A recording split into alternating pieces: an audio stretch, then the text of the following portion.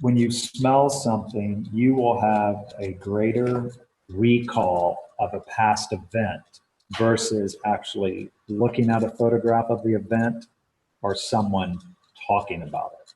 If you've wanted yet feared to do work that is weird, this is the show you just need to hear.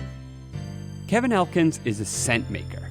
He specializes in designing custom scents for different spaces. You might have gotten a waft of his work walking into a W hotel or at the Hotel Emma in his home city of San Antonio, Texas. Kevin and I talk about what it takes to be a scent maker, the science behind smell, and we figure out the unofficial scent of 2018. I'm your host, Sam Balter, and this is Weird Work. Now let's listen to them speak about their jobs, which are quite unique. Weird Work. Right out the gate, I just wanted to know, you're a master of smells. What is your favorite scent? Oh my gosh. I lean towards, I'm going to give you like a category or family, and I really lean more towards what they call like ozonic or aldehydic type fragrances. And those are the ones that are kind of clean, papery, airy, soapy, fresh. Ozonic. I really like that word for just describing anything that feels like airy, open, fresh. Well, I would picture, of course, I'm visualizing an area where... Okay, honesty time. It's at this point in the interview, the very beginning, that I realized the way I've been thinking about scents my whole life has been all wrong. You see, I've always thought of scents as a black or white thing. Something either smells like pumpkin or cinnamon or hot garbage or warm sweaters, whatever. But I should think of it like Kevin does. When he says ozonic, I should think of scents as an experience. Okay, back to the interview. Do you have a really distinct memory or a first scent that really struck you? Going back to my childhood, my early childhood, I remember working in my parents' garden. And, my father always got us up on the weekends and we would weed and so forth. And my earliest memory is of the tomato leaf. We would pull the suckers off the tomatoes to promote the growth off the plant. And then that leaf really had this distinct smell. And I'd always remember would smell my fingertips after doing that. And then in addition to that, going to my maternal grandparents' house, I remember picking mint leaves and basil leaves and crushing them up in my fingers and smelling them. And it sounds like it was mostly in the garden, right?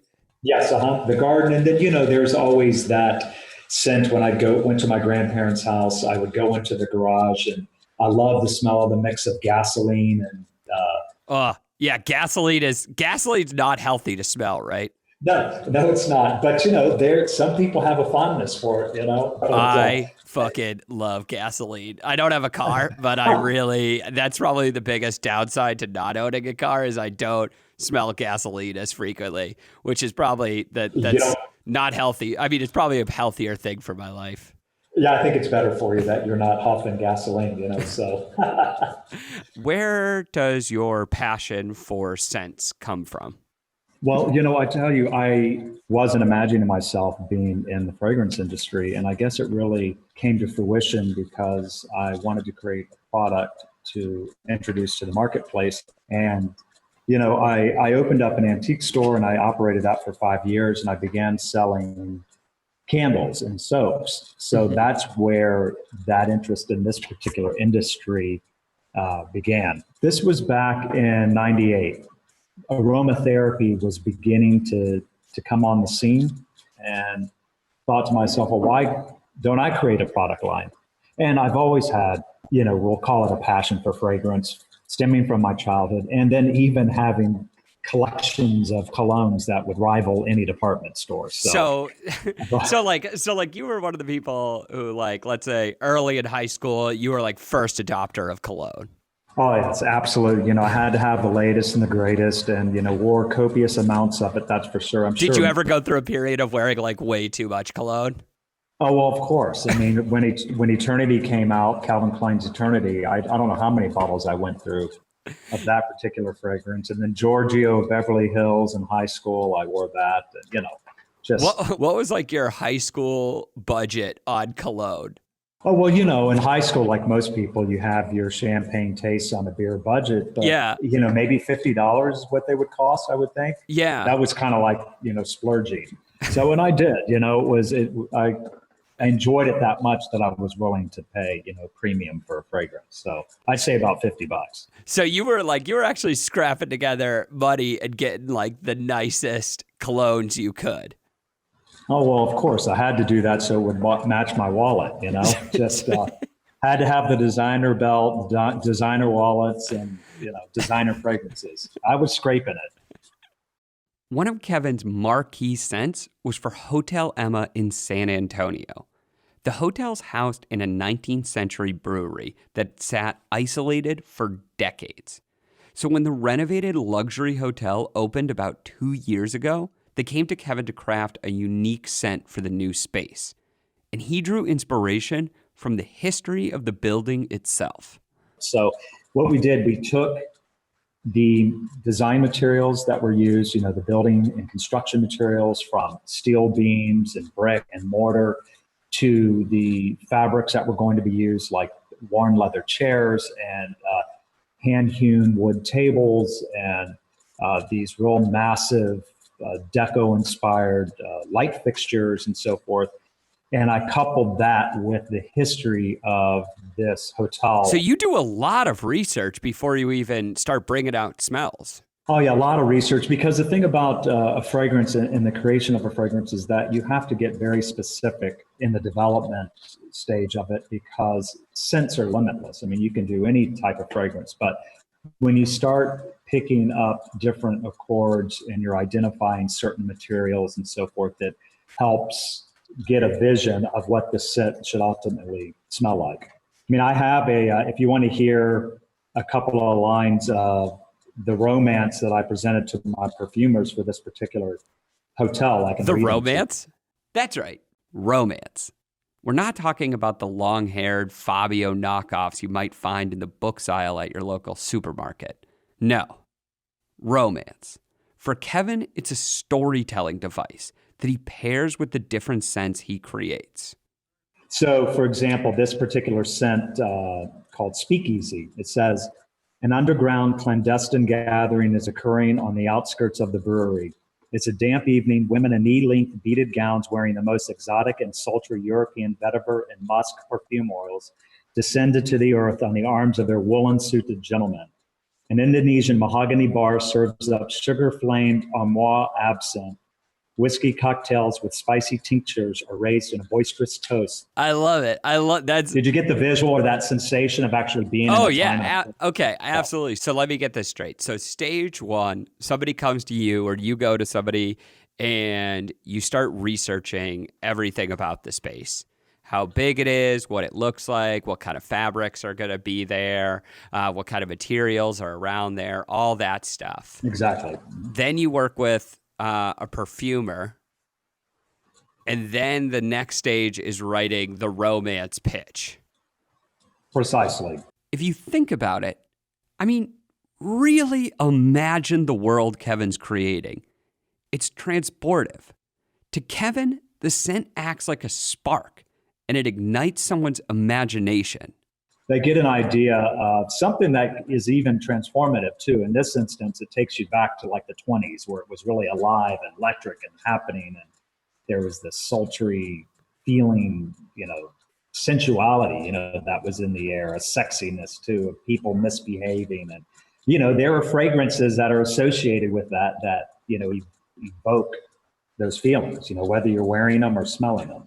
So you're like, you make a scent, you sniff it, and you're like, that needs probably like 10% more mint, so it's sexier.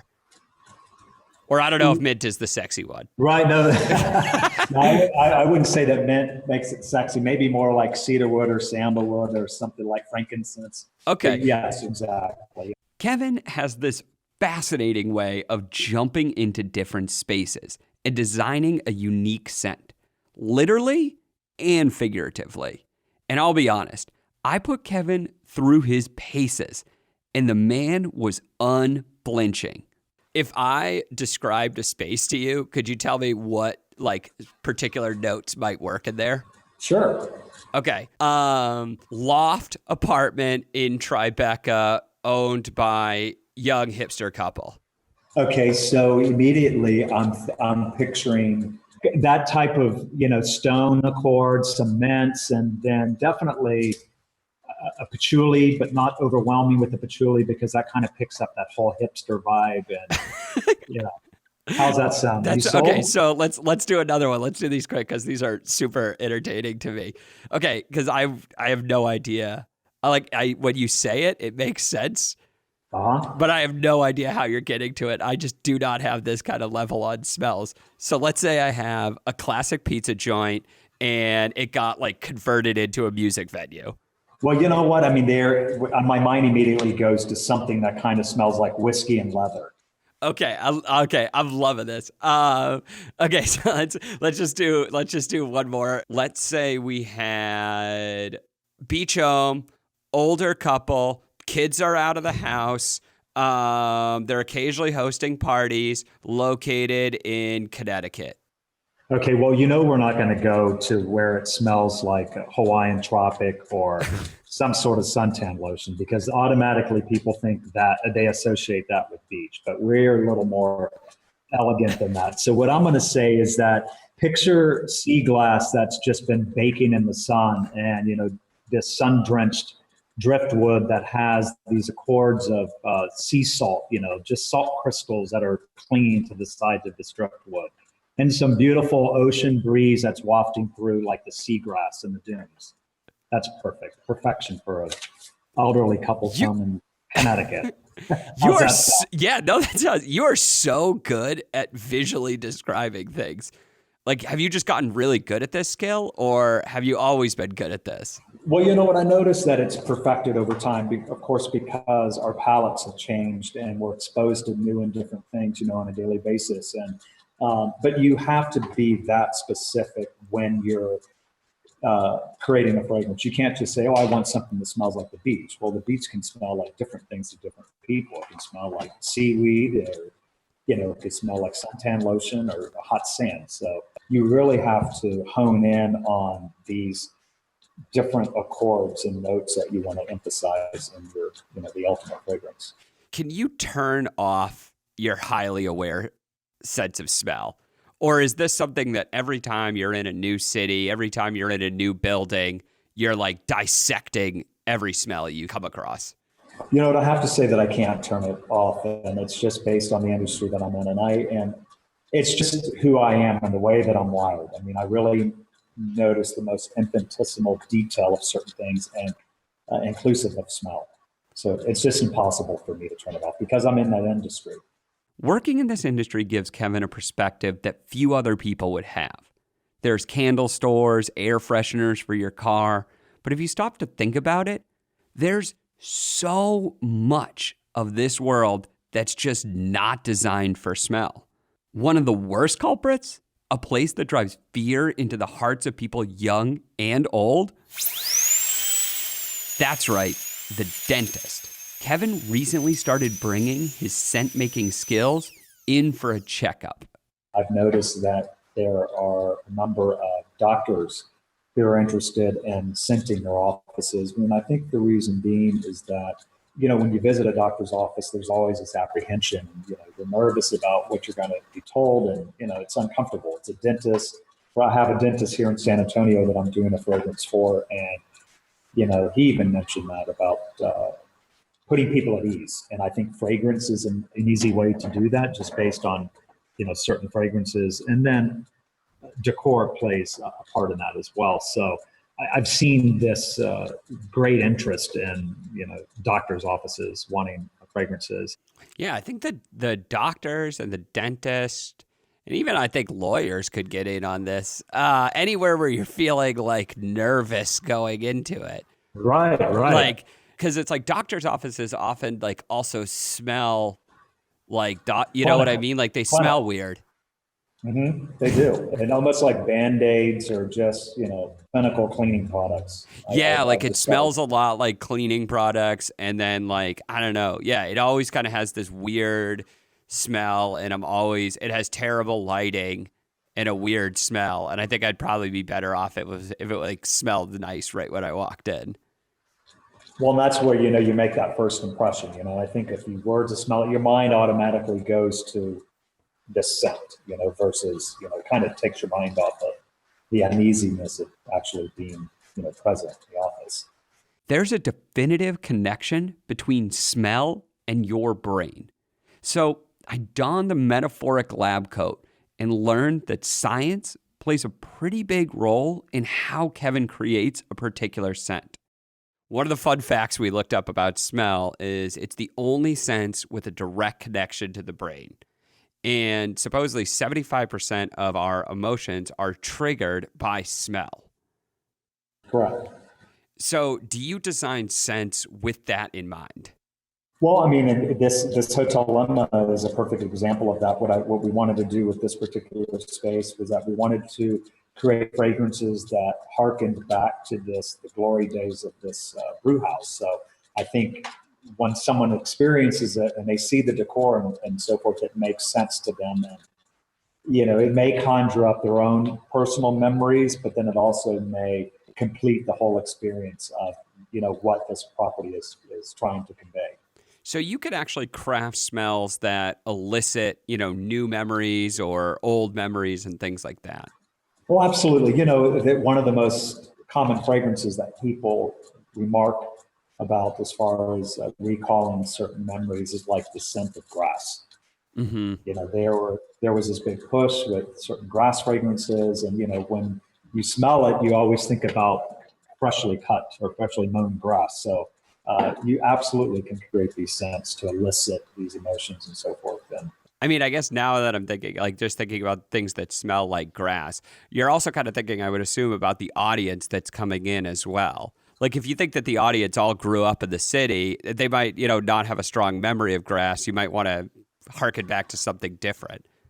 Yeah, it's what's interesting about fragrance and memories is that when you smell something, you will have a greater recall of a past event versus actually looking at a photograph of the event or someone talking about it. Yeah. So yeah.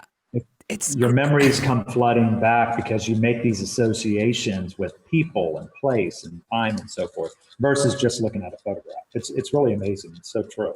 So we found this stat that I think is so interesting. It's that people can remember smells with 65% accuracy after a year, while visual recall is about 50% after 3 months. It's an amazing facet of our bodies that we essentially take for granted, but so true.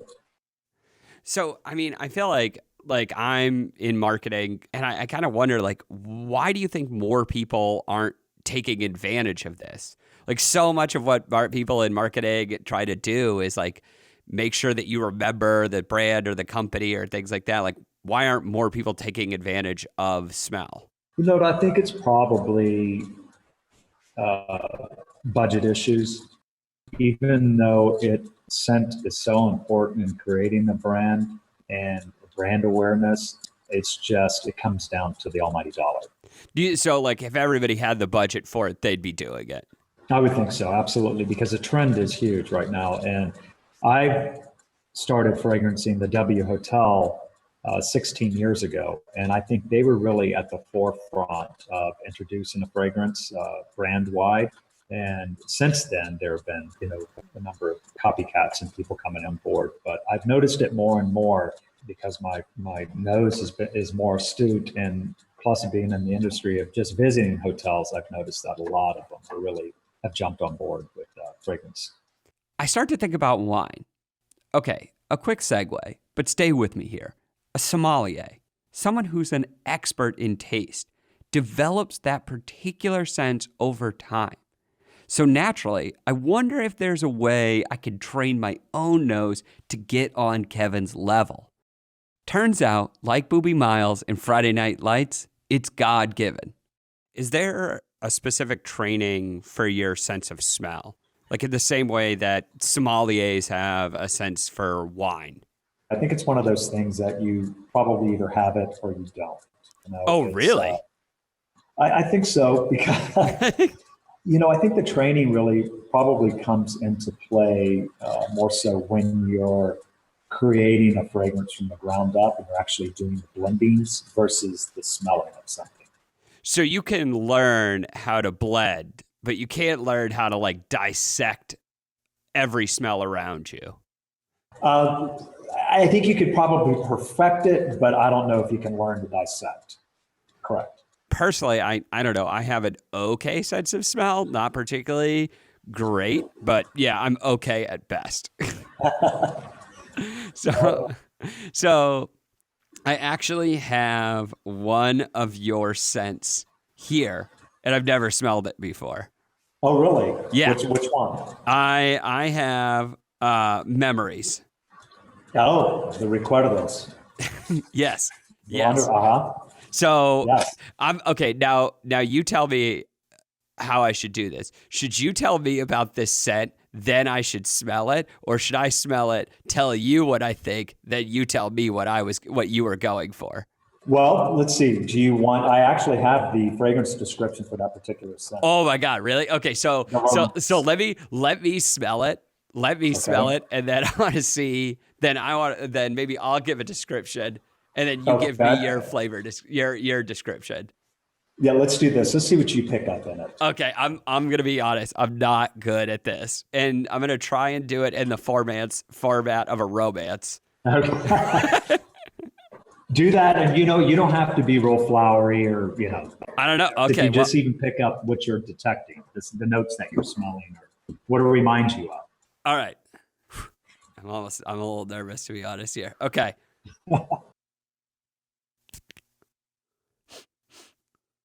Okay, so to me, it smells like fresh, like I just got out of the shower, like I have like a towel that's one of those that's extra fluffy. Like it reminds me of having like a big fluffy towel and like a steamy bathroom. I feel like I'm in like Napa or something, like at not like a winery, but more like like a bed and breakfast, a fancy bed and breakfast in Napa, and I just got out of the shower and I'm putting on an extra plush towel as the sun is probably going down to like dusk level. Okay, well, you know what? How'd I do? Well, I have to get a clarification on this. Now, okay. You actually have the bottle with the label on it, right? Yeah. It's a black label. It's a white label. Okay. It's a little. Turns out I have the wrong bottle. My producer grabbed a test sample, and Kevin and I quickly figure out that the tester, well, it was mislabeled. I have the other custom scent Kevin created for Hotel Emma. But either way, it smells fantastic. There's almost like a spiciness to this particular scent that you're describing. So I think you've hit the nail on the head with that whole Napa bed and breakfast aspect. I'm trying to think about the fluffy towel. Maybe you're picking up on something. That was like literally the first thing I thought. I thought about getting out of the shower, and I thought about a fluffy towel. That was my number one. Yourself in this fluffy towel. Yes. So what you're doing, you're picking up on like the clean notes, the aldehydes that are in that particular fragrance. That's what brings forth like memories of like soapiness and cleanliness and freshness. So that was right. Are probably the notes. Yeah, you did well. Oh yes, awesome. So you have placed yourself in the middle of Napa Valley, wrapped in a fluffy towel. Yeah, that's a good smell. I mean, that's not exactly how I pitched it to the perfumers, but I mean, I can see where you're going with that. I'm not that great at pitching. This is my first smell pitch. This is literally the first one I did. Well, you did well in describing it. So good job. Okay. This is awesome. Yeah. No, this is fun. So Pantone, they do their color of the year, right? They're like their big color of the year. looking into 2018, Pantone released its color. It's like a crazy purple. What do you think in 2018 scent is going to be? I think I'm picturing something that's going to make our head spin. So something that's going to go back to the psychedelic days of the 60s. So you have to throw in some of that patchouli and some of the craziness, maybe as a couple of notes of some fresh herb being smoked. That's where I'm going. Purple haze. That's what we're going to call it. I am excited. Okay. Purple haze all the way. Yes. Just psychedelic. Our minds are going to be spinning to see what lies next for us. Our eyes have been open for 2017. So who knows what's going to happen 2018. That's for sure. You should absolutely start releasing scent of the year. That's a good idea. Honestly, it really is. And I've actually written that name down, the Purple Haze. So. Yeah, people would love that. People would love to know, what is the hot set of 2018? I think you're onto something. I really do. Oh man, this has been a bunch of fun. Thank you so much for coming on to the show today. Oh, you're welcome. I really appreciate it. I think I'm very excited to be smelling Purple Haze everywhere in 2018. Wonderful. Yeah, so let's make it happen.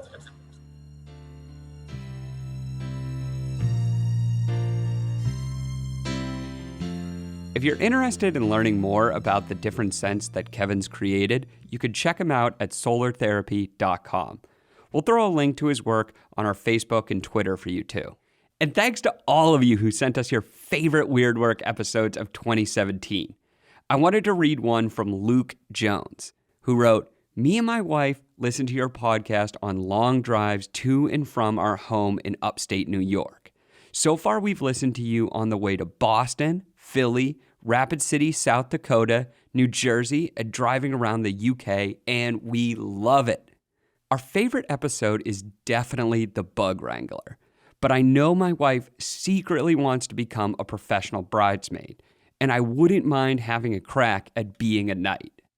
Well, Luke, thanks for taking us along with you on your long road trips, and especially for taking us across the pond. If you're wondering which episodes Luke is talking about, you can go ahead and binge listen to every episode now in iTunes, Stitcher, or wherever you get your daily podcast fix. And be sure to subscribe so you can get new episodes of Weird Work delivered to your feed each week. As always, I'm your host, Sam Balter, and thanks for listening.